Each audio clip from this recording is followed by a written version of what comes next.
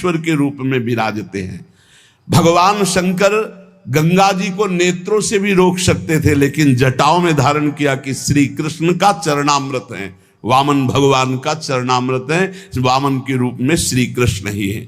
प्राणाधिक प्रियतमा सर्वाभ्याः सुंदरी परा, सर्वयुक्ता च सौभाग्य भाग्नि गौरवान्विता।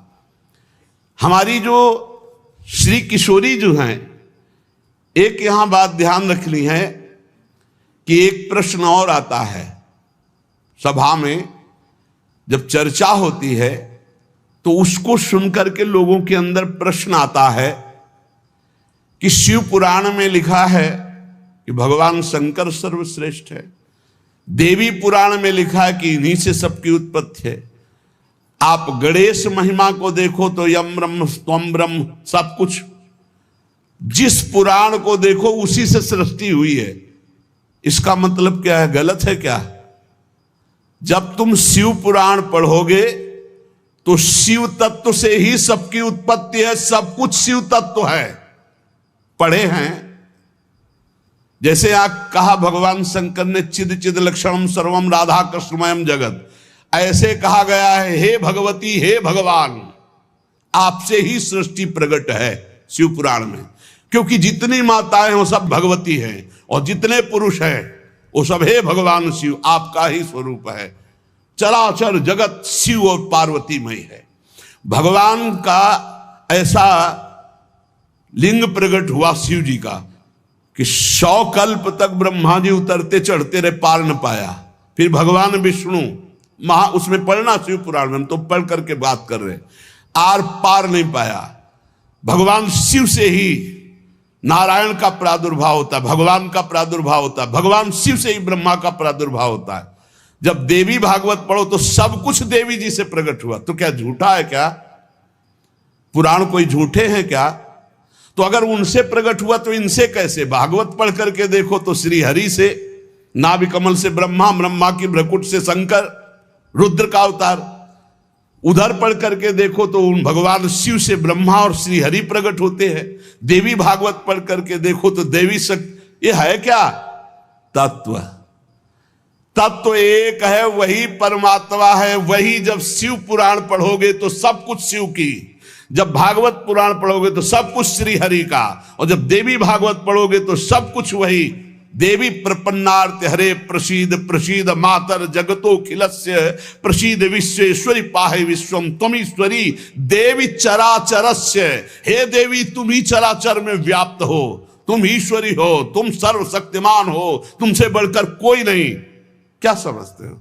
जो जहां है वही परम तत्व है और वो वही सब कुछ है। इधर से हम देखेंगे तो कृष्णाकार, उधर से देखोगे तो शिवाकार, उधर से देखोगे तो दुर्गा में, उधर से देखोगे काली में। जो बोलो वही परम तत्व है। पर जब हम लीला का गायन करते हैं तो लीला में विभाग हो जाता है। वही एक परमात्मा, वेद कहता है एकोहम बहुश्यामा, मैं एक बहुत रूपों में हो जाऊं। अब वही परमात्मा शासक बन गया, वही शासित हो गया, वही धर्मात्मा बन गया। उसी के छाती से धर्म प्रकट हुआ, उसी के पीठ से अधर्म प्रकट हुआ। अधर्म करने वाला दंडनीय हो गया, धर्म करने वाला बंदनीय हो गया। लेकिन दंडनीय और बंदनीय में, दोनों में एक तत्व विराजमान है। तत्व में अंतर नहीं। ये जो समझते नहीं ना, लीला को समझते नहीं है और तत्व को समझते नहीं, तो ये झगड़ा करने लगते हैं कि शिव को छोटा कैसे कह दिया। पूछो शिव जी से जाके, अरे उनको देखो तो रात दिन भगवत श्री हरि चर्चा करते रहते हैं, और हरि को देखो, उनसे पूछो जाके कि तुम्हारे आराध्य देव कौन है, बोलेंगे शंकर। हरि से पूछो कि तुम्हारा गुरु कौन है, बोले शंकर। और शंकर जी से पूछो तुम्हारा आराध्य देव को, बोले हरि। और हम आपस में लाठी चलाएं। अरे वो एक है, वो एक है, वो अनेक है। अनेक होते हुए भी एक है, एक होते हुए भी अनेक है। इस बात को समझो।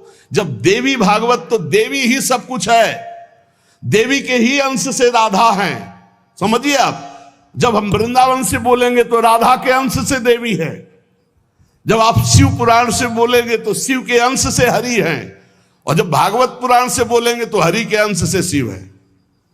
आप इस बात को समझिए, जब लीला का बात, लीला प्रसंग आएगी तो उसमें भेद हो जाते हैं। जैसे ब्रह्म ऋषियों ने विचार किया कि इन तीन महान भगवत स्वरूपों में कौन सबसे बड़ा है।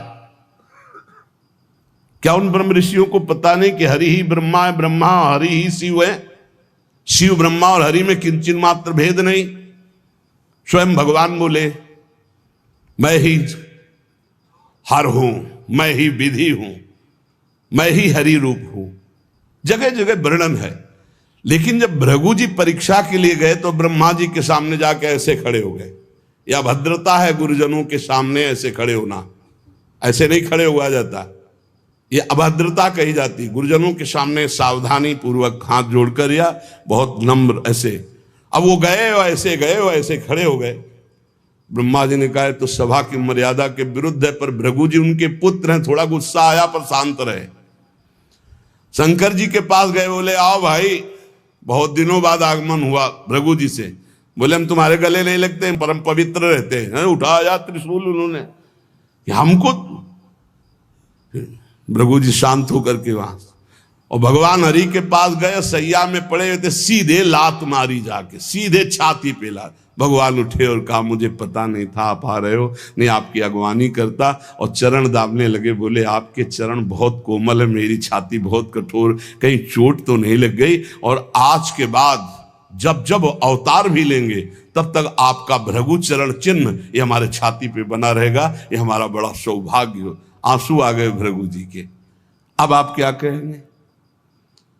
कोई छोटा बड़ा नहीं, जब लीला होती है और एक ही तत्व है तो रंगमंच पर वही सब रूप धारण किए, जगन नाटक वही भवा, इस बात को सब। पर जब हम किशोरी जी की बात कहेंगे तो किशोरी जी के अंश से सब शक्तियां हैं, और जब आप दुर्गा की बात करें तो आपको वहां से दिखाई देगा किशोरी जी दुर्गा जी के अंश है, क्योंकि इधर से अंश वो, उधर से अंश वो उनकी अंशी, वो उनकी अंशी, कोई अंतर नहीं।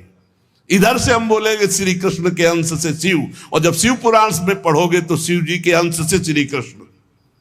अब इसमें संशय थोड़ी, क्योंकि वही एक तत्व है, विविध प्रकार से लीला कर रहा है। इसलिए भ्रम का तो ध्यान छोड़ दो, भ्रम छोड़ दो। जब जब जैसा अवसर आया वही रूप धारण किए तत्व विराज। पर जब लीला की चर्चा होगी तो माधुर्य रस में ऐश्वर्य का प्रवेश नहीं, भगवान के ऐश्वर्य का प्रवेश नहीं, तो और ऐश्वर्य शक्तियों की तो बात जाने दो। कभी आपको कोई भी शास्त्र मिला हो कि ब्रज में सुदर्शन चक्र का प्रयोग भगवान ने किया या प्रवेश हुआ, तो हमें बताना। कभी दिव्य वैभव का प्रयोग, क्योंकि ये माधुर्य का क्षेत्र है, ये जो ब्रज है ये वात्सल्य माधुर्य। कभी सुदर्शन चक्र से ब्रज में किसी को मारा हो, मुझे तो याद नहीं है। आप लोगों को कोई याद आवे तो हमको भी बता देना, क्योंकि अभी तक तो नहीं पढ़ा है।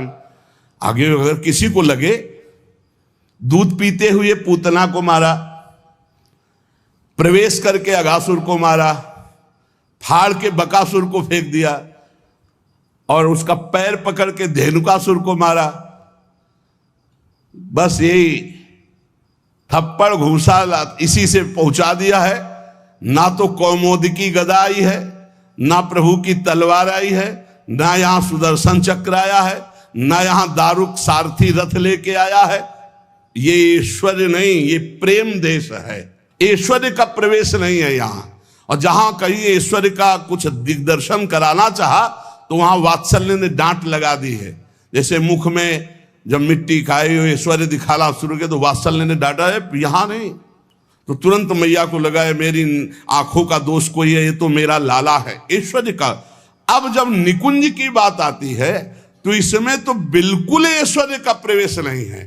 ब्रज में तो आप थोड़ा ऐश्वर्य की झलक दिखा दिए, अंतर ध्यान हो गए, लेकिन निकुंज में कहीं नहीं कि अंतर ध्यान की लीला एक बार भी हुई हो। निकुंज में बताना पूरे वाणियों को पढ़ करके।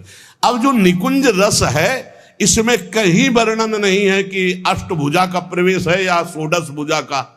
हमारी ही श्री जी सब अंशों से है, लेकिन ऐश्वर्य रूप नहीं, ये महामाधुर्य रूप है। इसी महामाधुर्य की महिमा की हम उपासना करते तो हमारे लिए हमारा उपास्य देव सर्वश्रेष्ठ है। और जब उपास्य देव की सर्वश्रेष्ठता की लीला में देखते हैं तब ये वर्णन आता है कि अनंत शक्तियां, देखो भगवान शिव ने स्वयं वर्णन किया कि ये जो अनंत शक्तियां तत्कला कोटि कोट्यंसा दुर्गाद्यस्त्र गुणात्मिका।